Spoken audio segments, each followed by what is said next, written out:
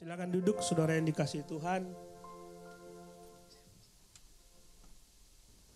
Hari ini kita akan belajar dari firman Tuhan yang diambil dari Yeremia pasal yang ke-20. Yeremia pasal yang ke-20. Saudara-saudara, waktu saya merenungkan firman Tuhan ini, berkali-kali saya baca dan saya melihat apa yang terjadi dengan antara Yeremia dengan Tuhan. Dan ketika dia berdoa kepada Tuhan dalam Yeremia pasal 20 ini, saya mengingat satu kisah, ingat akan janji pernikahan antara seorang laki-laki dan perempuan, jadi suami istri.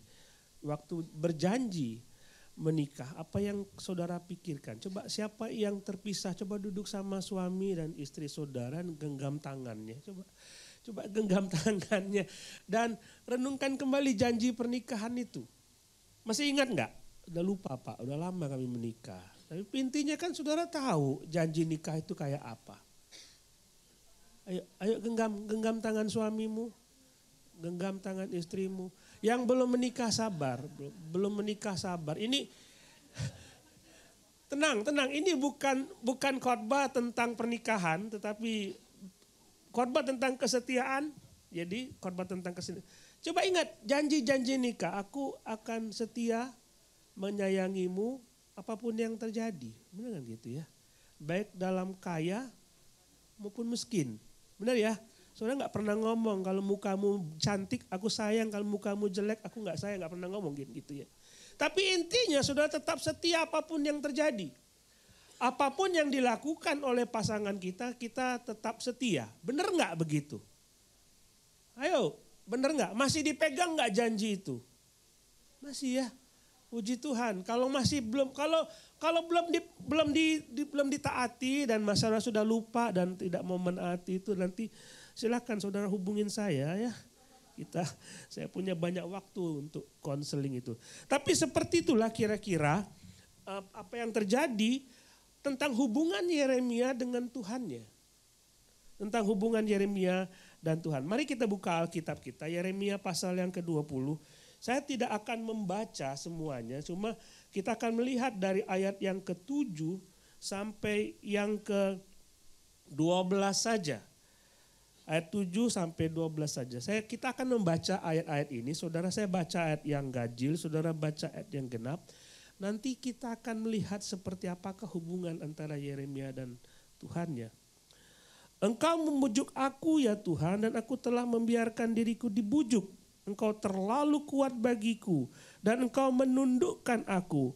Aku telah menjadi tertawaan sepanjang hari. Semuanya mereka mengolok-olok aku.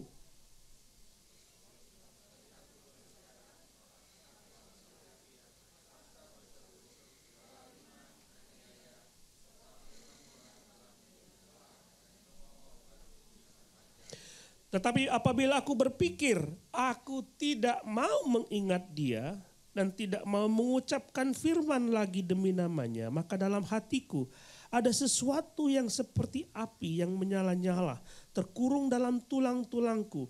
Aku berlelah-lelah untuk menahannya, tapi aku tidak sanggup.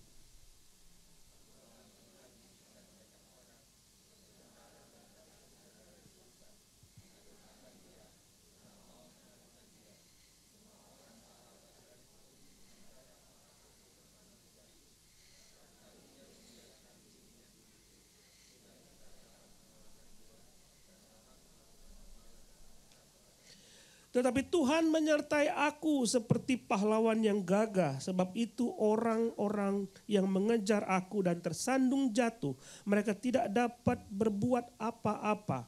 Mereka akan menjadi malu sekali sebab mereka tidak berhasil. Suatu noda yang selama-lamanya tidak terlupakan.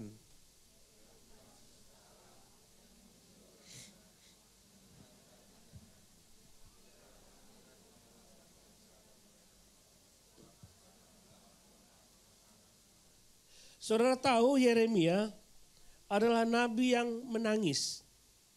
Nabi yang kalau kita melihat sejarahnya, tidak pernah ada sukacita di dalam hidupnya sejak dia dipanggil menjadi nabi. Dia dipanggil nabi sejak masih muda dan sejak saat itu hidupnya penuh dengan kesengsaraan. Saudara kalau membaca kitab Ratapan itu ditulis oleh Yeremia, dia selalu meratap dan meratap. Apa yang menjadi beban dia, mata dia tiap hari, tiap jam dia melihat penderitaan, kesukaran, dan dia selalu mengatakan kepada Tuhan inilah yang terjadi. Dan dia selalu menangis kepada dia, bukan cengeng saudara. Tapi itu fakta bahwa ketika dia mengikuti Tuhan dia mengalami hal-hal yang tidak enak.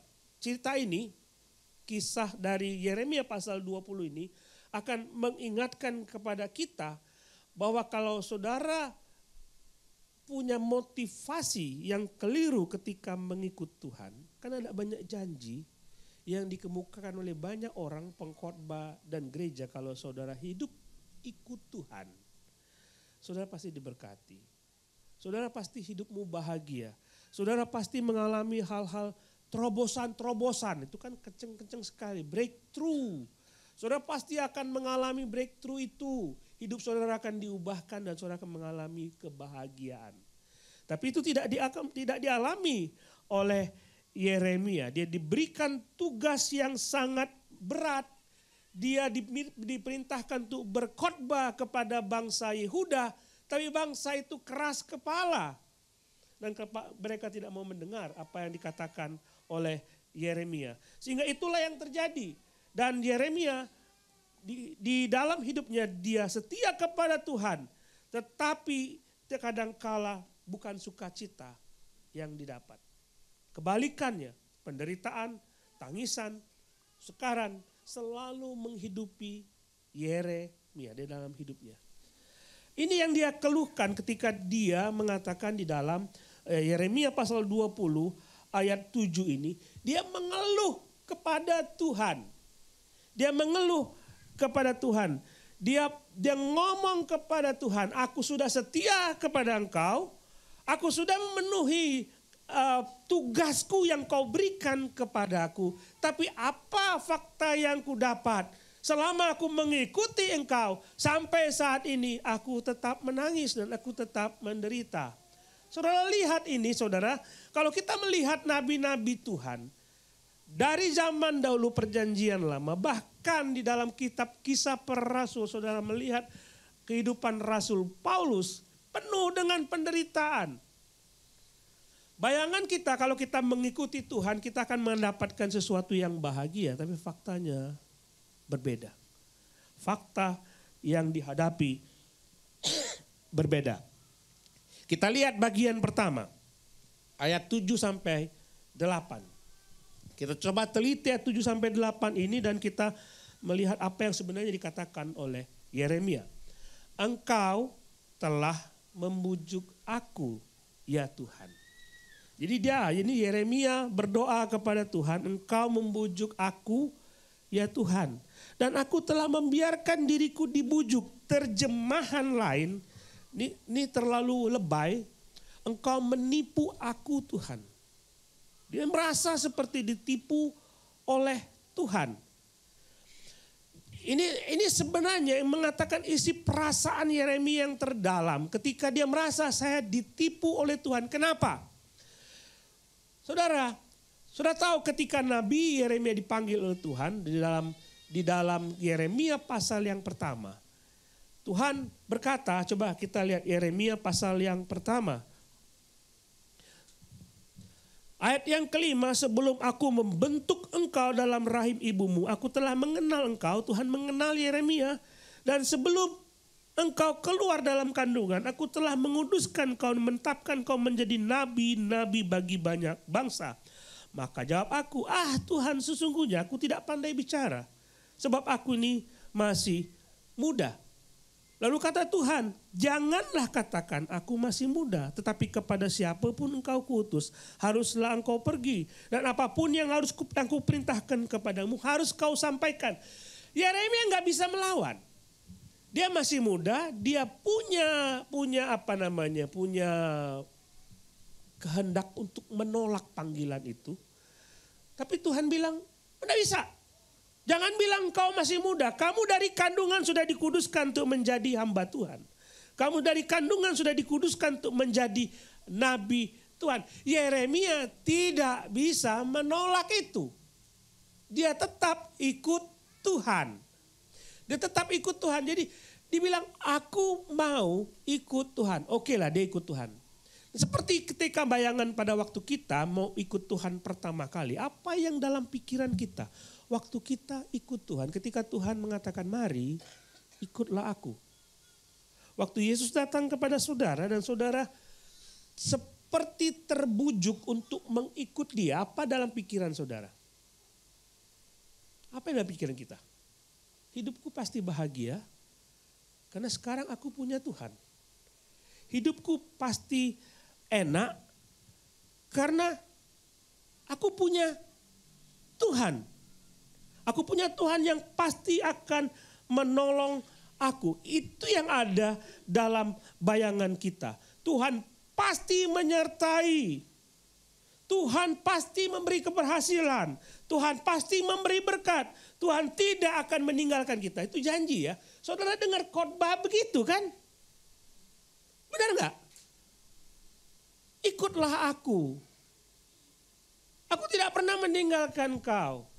Lalu banyak lagi janji-janji ketika saudara berdoa. Berdoalah maka akan kuberikan kepadamu. Semua janji itu kita telan dan kita merasa kalau ikut Yesus kita pasti akan menjadi orang yang berhasil. Menjadi ikut Yesus kita pasti akan menjadi orang yang enak dan diberkati oleh Tuhan. Tapi coba lihat pasal yang ke-20 ini ayat 7 bagian akhir. Apa yang dikatakan oleh Yeremia bertentangan dengan apa yang kita pahami selama ini. Ayat 7, engkau membujuk aku Tuhan, aku membiarkan diriku dibujuk. Artinya aku ikut Tuhan, kau terlalu kuat, aku tidak bisa menolak bahwa aku akan ikut Tuhan. Itu refleksi kepada kita. Kita tidak bisa menolak Tuhan. Tapi ayat 7 bagian akhir, dia mengatakan aku telah menjadi tertawaan. Sepanjang hari. Mereka semua mengolok-olok aku. Yeremia menyampaikan firman Tuhan kepada Yeremia. Pergilah kamu kepada bangsa Yahudi, beritakan firman Tuhan. Kepada siapa engkau kuutus, kau harus memberitakan firman Tuhan ini. Tetapi waktu dia menyampaikan perintah itu, dia melakukan perintah itu, dia berkhotbah, dia menyampaikan firman Tuhan kepada bangsa Yahudi. Sampai akhir hidupnya tidak ada seorang pun yang mendengar apa yang dikatakan oleh Yeremia. How could be? Bagaimana mungkin Tuhan memerintahkan kepada aku untuk melakukan sesuatu tetapi kegagalan demi kegagalan menghampiri hidupku. Ini sebenarnya yang dikeluhkan oleh Yeremia. Dia mengeluh sepanjang hari mengenai hal ini. Kembali ke refleksi kepada kita. Waktu saudara mengatakan saudara mau percaya kepada Yesus, hidupmu bahagia. Saya tahu ada beberapa di antara saudara yang pernah dipukul oleh Tuhan. Karena saudara berdosa, saudara meninggalkan Tuhan, hidupnya kacau. Dipukul oleh Tuhan, nggak saudara sadar, saudara kembali memuji Tuhan, kembali kepada Tuhan bertobat, lalu hidupmu dipulihkan oleh Tuhan. Tuhan tetap pada janjinya bahwa dia akan memulihkan hidup saudara. Tetap pada janjinya bahwa dia akan memberkati saudara. Dia tidak pernah kehilangan janjinya bahwa saudara tidak akan pernah kekurangan. Dia tidak pernah melalaikan janjinya bahwa dia tidak akan pernah meninggalkan engkau. Tapi saya tahu ada beberapa fakta yang terjadi di antara kita. Kita mengikut Tuhan. Tidak selalu mulus seperti yang dijanjikan oleh Tuhan. Kita berdoa berkali-kali tidak pernah dijawab oleh Tuhan. Kita berdoa berkali-kali supaya kita mengalami terobosan dan Tuhan tidak pernah mendengar doa itu. Dan Tuhan tidak menjawab doa itu. Apa yang terjadi? Di mana janji Tuhan itu? Maka dia mengambil kesimpulan di Di dalam ayat yang ke-9 dia berkata, tetapi apabila aku berpikir aku tidak mau mengingat dia. Perhatikan, ini Yeremia yang ngomong. Kalau aku berpikir aku melupakan Tuhan. Jadi dia punya keinginan untuk melupakan Tuhan. Dia punya keinginan supaya Tuhan, udahlah, percuma ikut Tuhan. Percuma untuk setia kepada Tuhan. Hidupku tetap kacau.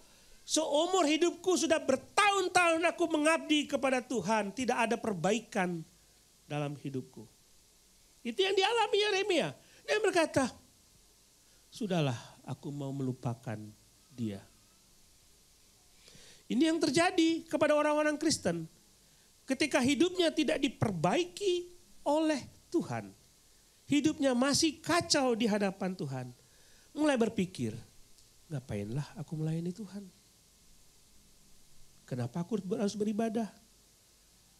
Kalau saudara seorang misionaris, saudara masuk ke sebuah daerah dan saudara memberitakan Injil di situ, saudara menyampaikan firman Tuhan di situ, tidak satu pun jiwa yang saudara selamatkan.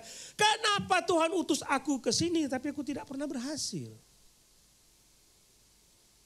Itu yang disebut, yang disampaikan, lebih baik aku mundur.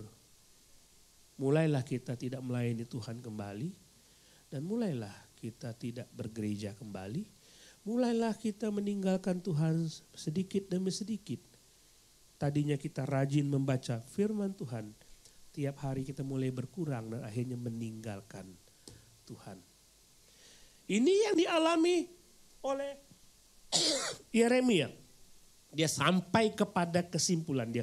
Dia mengatakan, aku berpikir aku tidak mau mengingat dia dan tidak mau mengucapkan firman lagi demi Tuhan. Aku tidak mau berkhotbah lagi. Waktu dia merenungkan itu, saudara, apa yang terjadi? Apabila waktu aku merenungkan bahwa aku tidak mau setia lagi kepada Tuhan, aku tidak mau mengingat lagi kepada Tuhan, maka dalam hatiku ada sesuatu seperti api yang menyala-nyala terkurung dalam jubah tulang-tulangku dan aku berlelah-lelah untuk menahannya, tapi aku tidak sanggup. Apa yang terjadi dengan Yeremia? Berkali-kali aku mengatakan aku mau mundur, aku tidak mau setia lagi kepada Tuhan, tapi aku tidak sanggup. What happened to him? Apa yang terjadi dengan Yeremia? Dia punya kesimpulan bahwa kesetiaannya kepada Tuhan tidak bergantung kepada keadaannya. Aku tetap setia kepadamu Tuhan, apapun yang terjadi dalam hidupku. Kasihku kepada Tuhan lebih besar daripada keadaanku sendiri. Aku rela berkorban apapun demi Tuhanku. Aku tidak peduli apapun yang terjadi dalam diriku. Saudara, tidak banyak orang yang bisa seperti Yeremia. Tapi Tuhan menuntut kita seperti itu. Waktu saudara berjanji kepada istri, kepada suami, aku akan mencintai engkau apapun keadaanmu. Sekarang mungkin engkau banyak uang, tapi mungkin engkau nanti tidak punya banyak uang, aku tetap sayang kepadamu. Ini bukan cuma soal uang. Ini soal kesetiaan. Apapun yang terjadi dalam pasangan saudara, mungkin dia mulai tidak setia kepada saudara. Lalu pertanyaannya, pada saat dia tidak setia kepada saudara, apakah saudara masih setia kepada pasanganmu? Apakah kesetiaanmu, kasihmu kepada suami dan istrimu bergantung kepada apa yang dia lakukan kepada dirimu? Sama dengan Tuhan. Apakah saudara masih mengasihi Tuhan, mencintai Tuhan, setia kepada Tuhan? Apapun yang dia lakukan pada diri saudara. Yeremia tetap setia. Saya ingin kita semua seperti itu. Jangan mundur. Jangan mundur, walaupun mungkin ada sesuatu yang tidak enak terjadi. Dan Tuhan, saudara berdoa supaya Tuhan mengabulkan permintaan saudara ini. Saya tidak mau mengalami ini lagi Tuhan. Tuhan pulihkan aku, Tuhan sembuhkan aku, Tuhan bereskan bisnisku, Tuhan bereskan keluargaku. Tapi lama sekali Tuhan tidak menjawab. Apakah kita akan tetap setia kepada Tuhan? Kesetiaan kita tidak bergantung kepada apa yang terjadi pada kita. Yeremia mengatakan, aku mencoba berpikir meninggalkan Tuhan, tapi aku tidak sanggup. Aku tidak sanggup. Kesetiaanku kepada Tuhan jauh lebih besar daripada penderitaan yang aku alami. Jadi saudara, tetaplah setia kepada Tuhan. Tetaplah setia kepada Tuhan. Sekalipun saudara berhadapan dengan kekecewaan. Jangan pernah tinggalkan dia.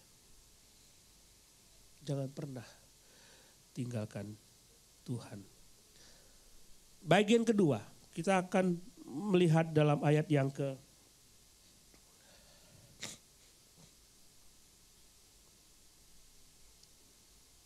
9.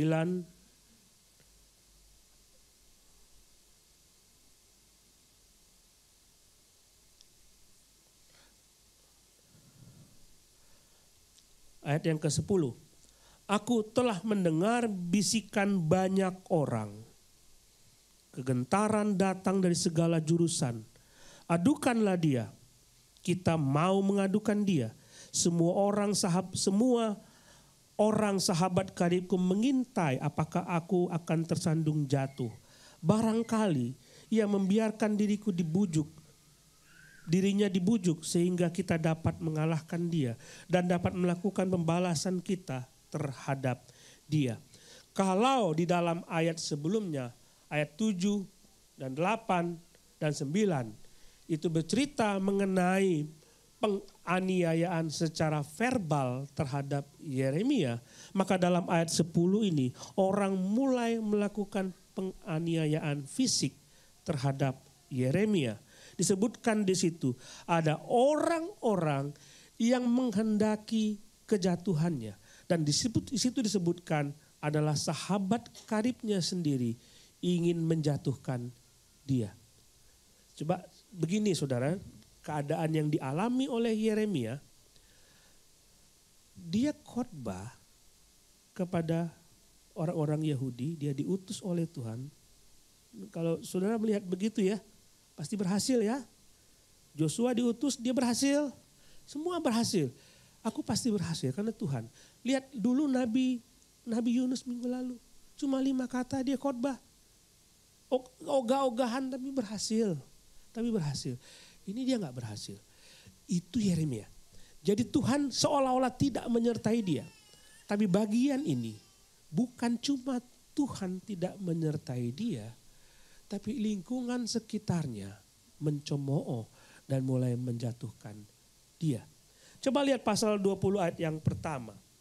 Pasyur bin Immer, imam yang pada waktu itu menjabat kepala di rumah Tuhan, mendengar Yeremia membuat perkataan-perkataan itu. Lalu Pasyur memukul Nabi Yeremia dan memasung dia di pintu gerbang Benyamin yang ada di atas rumah Tuhan.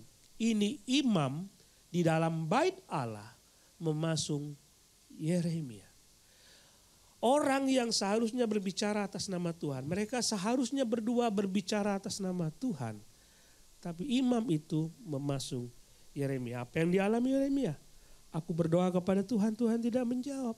Dan aku ngomong sama temantemanku malah memasung aku. Aku bicara kepada bangsaku, mereka mengharapkan kejatuhanku.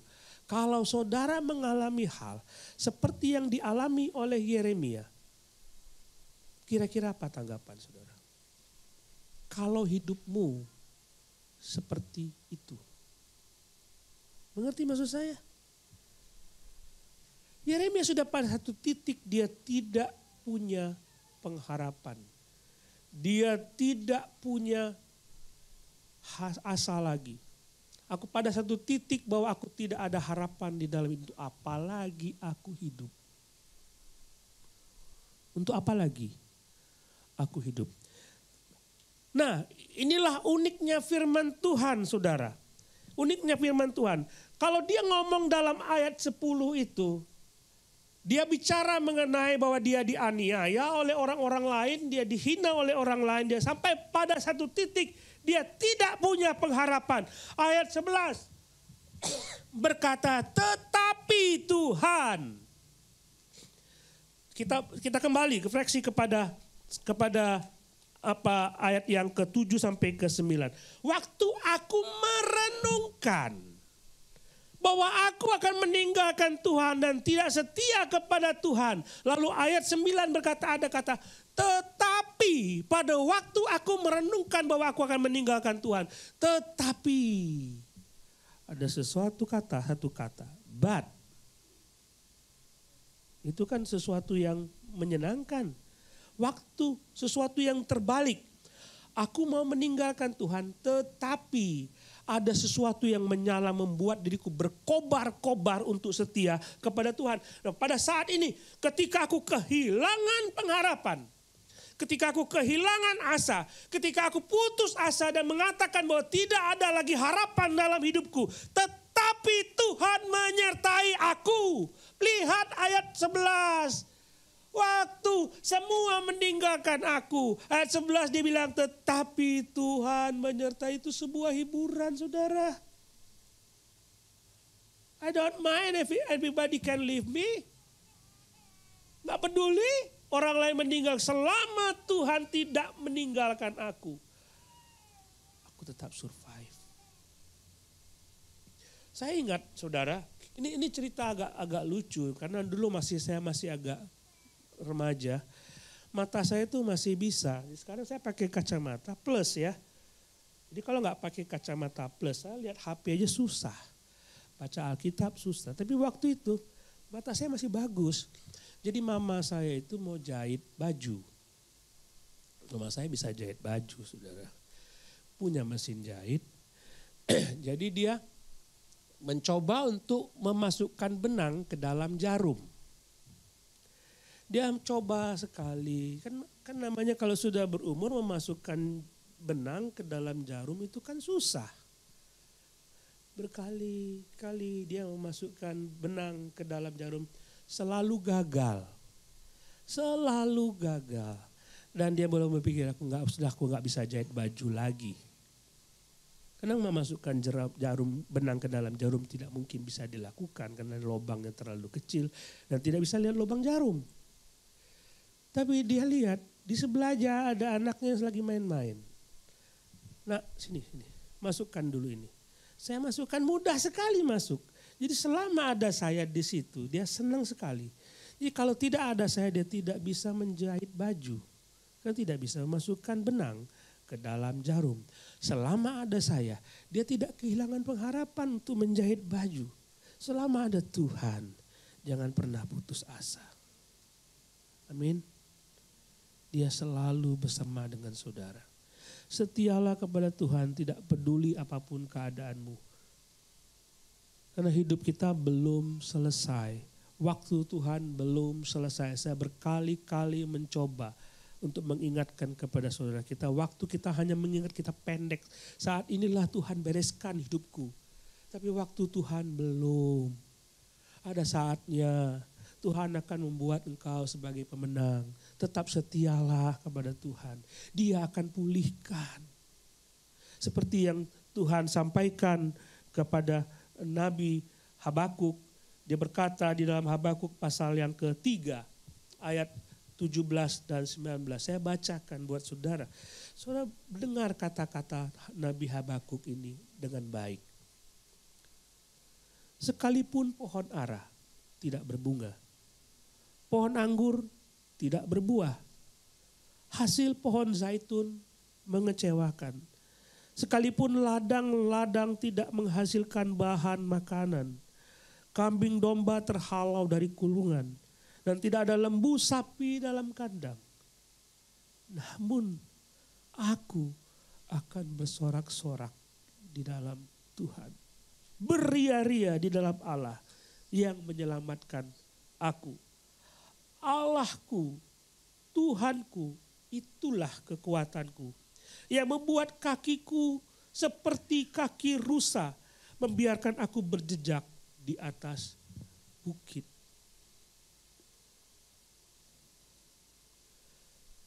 Saudara lihat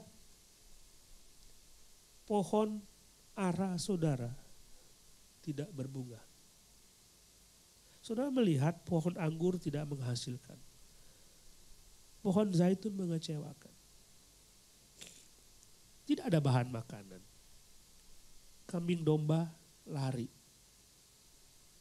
Gak ada jalan terbuka. Semua mengatakan ini adalah hal yang berputus asa. Kita berputus asa kepada Tuhan. Ayat 18 ada kata tetapi aku tetap bersorak-sorak kepada Tuhan. Saya mengajak saudara melihat Yeremia pasal yang ke-29 yang akan dikhotbahkan minggu depan.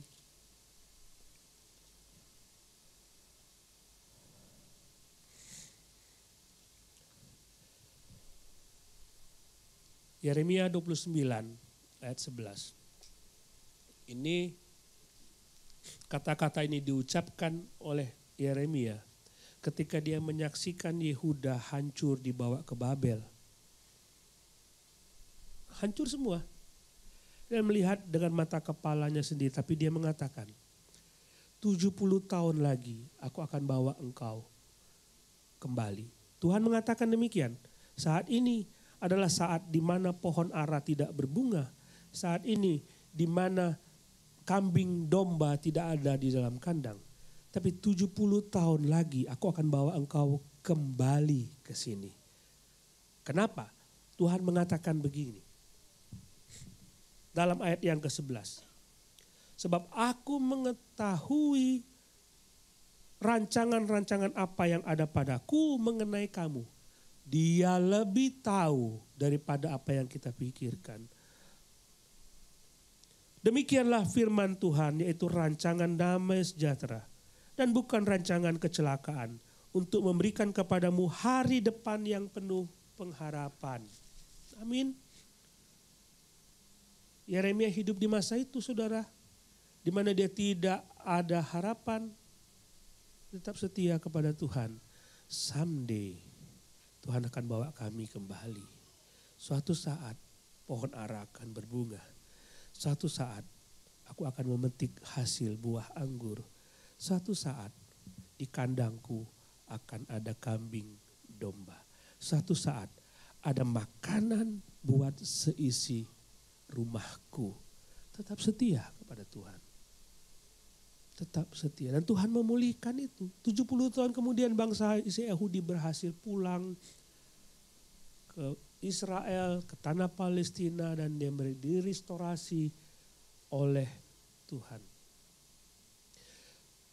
600 tahun kemudian ada seorang berdiri di atas bukit dan melihat orang-orang Israel kelaparan, penuh dengan penderitaan, yang tidak tahu hari ini mau makan apa dan besok mau makan apa. Mereka semua miskin. Mereka hanya berharap makanan dan selalu meminta-minta belas kasihan kepada orang lain. 600 tahun setelah Yeremia, Yesus berdiri di atas bukit dan melihat orang-orang kerumunan itu seperti domba tanpa gembala. Dan dia berkata, marilah kepadaku kamu semua yang letih lesu dan berbeban berat. Aku akan memberi kelegaan kepadamu. Jawaban dari setiap persoalan hidupmu ada pada Yesus. Tetap setia kepadanya apapun yang terjadi di dalam hidupmu. Mari kita berdoa.